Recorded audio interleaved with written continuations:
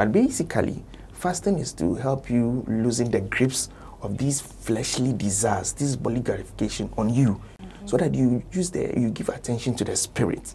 Now, earlier I was talking about the concept of the sun, the moon, and the earth. Scientists have made us understand that the sun does not move, but it is the earth and the moon that moves. And it is the position of the earth related to the moon and the sun that shows whether we are in daylight or in night time. Now, when the earth is in a position such that the moon does not disrupt the rays of the sun, then we are in daylight. So you realize that when the earth is positioned such that it is facing the sun directly, then we have day. Now, when the moon comes between the sun and the earth, then we have darkness, night time. And so it is the moon and then the earth that are moving, but the sun does not move. Now, this analogy can be brought to our work with God. God is an unchanging God. He's the same yesterday, today, and forever. God does not change.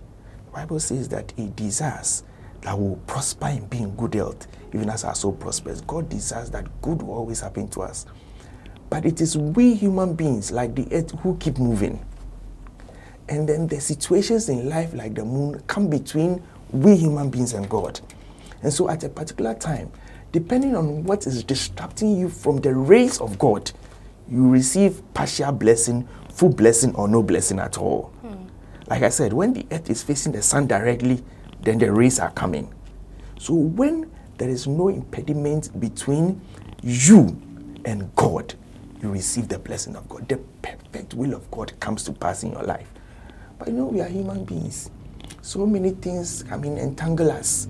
We go through so many things in life. So at almost every point in time, there is something that is preventing us from receiving the direct rays of God.